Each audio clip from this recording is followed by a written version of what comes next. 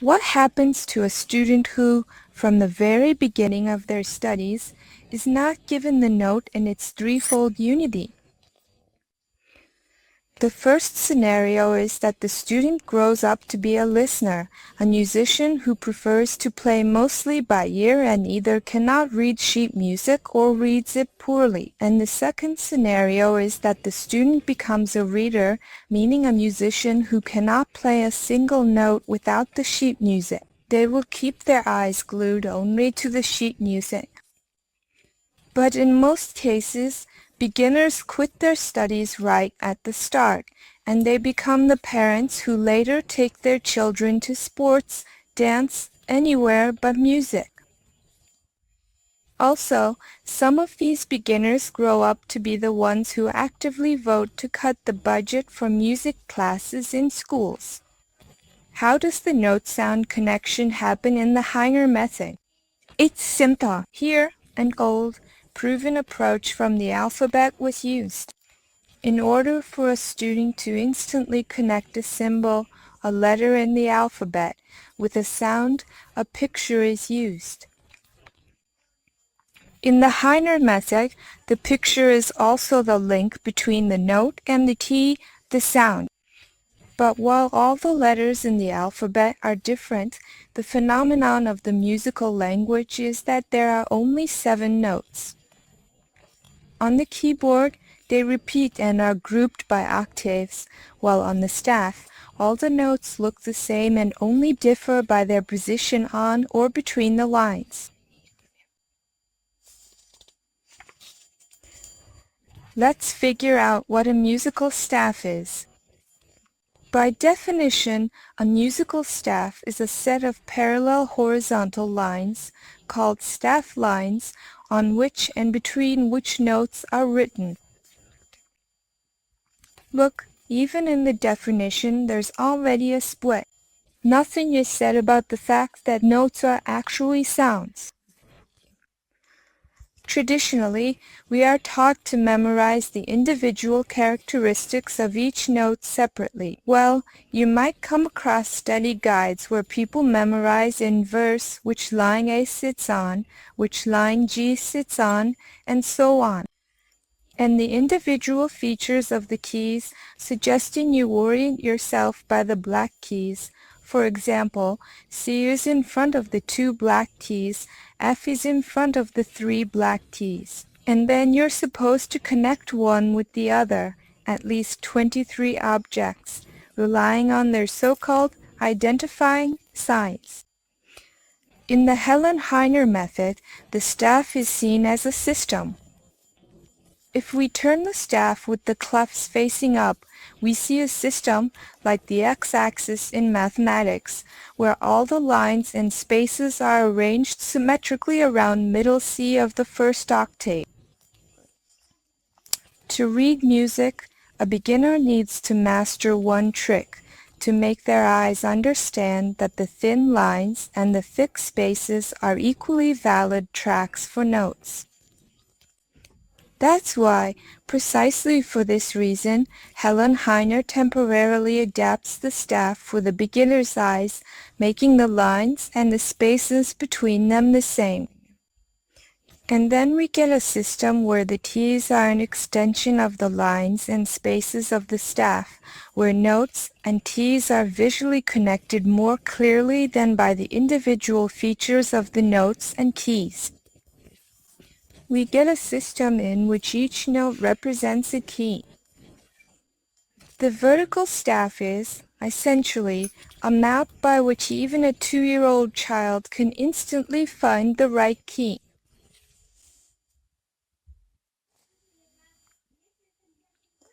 The color graphics in the program are not accidental either. They are purely educational, helping a beginner's eyes navigate the notes and the keys.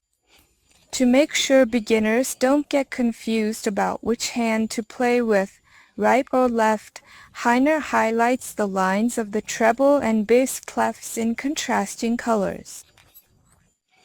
She marks the lines of the treble clef in green and the bass clef in brown. She uses the image of a tree for this. By the way, this tree image is not at all new in Russian pedagogy. Many teachers use this explanation to teach their students about registers. That is, starting from the lower register, like the roots of a tree, the register gets lighter and the notes get higher. And the highest notes are at the top of the tree's crown, where the birds sing. Next, the notes that are on the lines are red, and those between the lines are blue. Why is that? Well, in the student's method, we say that the red notes are girls on the lines, and the blue ones between the lines are boys. Children as young as 2 already understand gender differences, and now that colors are assigned to them, it's no trouble at all for them to tell whether it's on the line or between the lines. It's very natural for them to perceive it this way. But as for Helen Heiner, when she assigned these colors to the notes, she was inspired by Guido of Arezzo, who invented notation and used his hand to show the notes. The notes on the lines, meaning on the finger, are the color of blood, of flesh, so they're red, the notes on the lines. The notes between the lines, those are the notes between the fingers. He showed this space, this air. That's why it's blue. Next, the space between the 3rd and 4th lines, Heiner marks with a bluish shade. This way, you can visually see the beginning of the next octave. And these colors help you very clearly see the whole picture, the whole map, the note keyboard, the notation, so that it's easy to navigate through it. We can see that the notes are divided into 4 octaves, so there's a system here, and it doesn't look as intimidating as a stream of black notes on black and white lines. Additional visual help for students is also provided through bookmarks and stickers on the keys in Heiner's method. Stickers are recommended up to the age of 5. A child's visual focus works in 2 steps. That is, first we look at the screen, then at the key, comparing the picture on the note and on the key. Bookmarks. Bookmarks are recommended after the age of 5. They are a bit more complicated. The mechanism of focus works in 3 steps. First to the screen, then the child finds the key with their finger, the one they think is correct.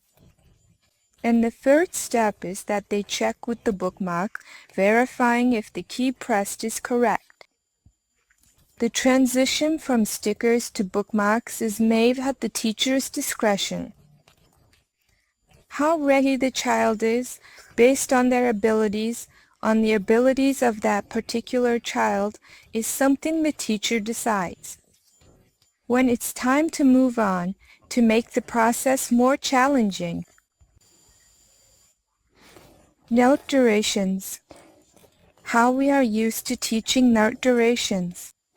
There are 2 main approaches at the beginning of teaching rhythm, meter, and note durations.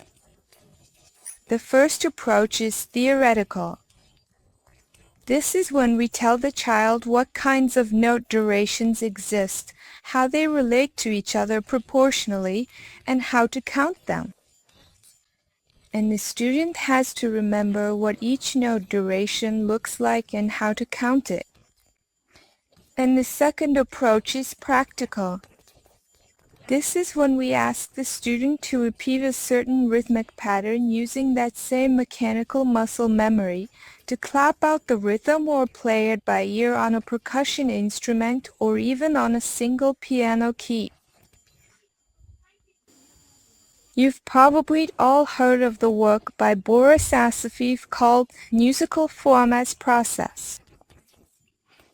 Based on the idea that musical form is a process, a musical note is also a process, a kind of microprocess. It's very difficult to explain this to a student.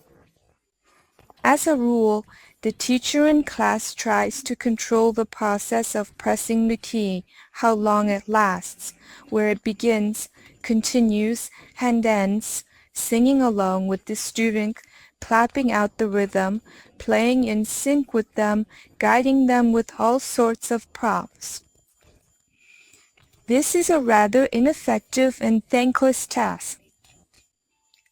The Heiner method suggests a different approach, learning musical timing through interacting with the note, the sound, or the note sound, as mentioned earlier.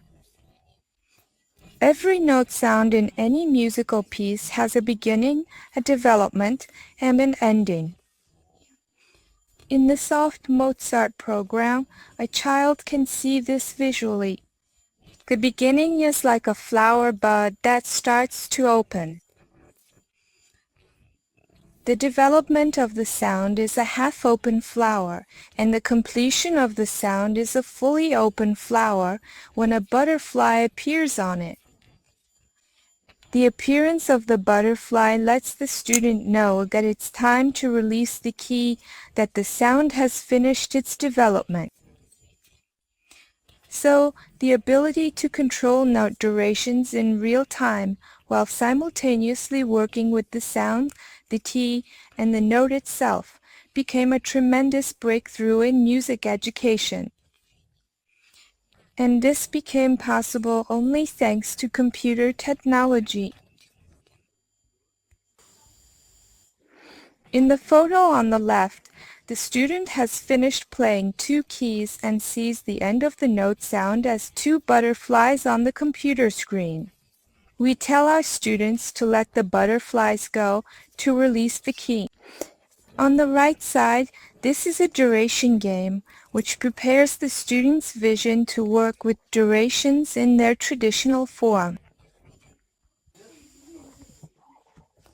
We've identified 3 problems in music education.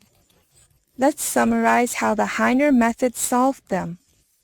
The first problem, separating the most important element of music, the note sound, the note tone, into sound, symbol, and duration.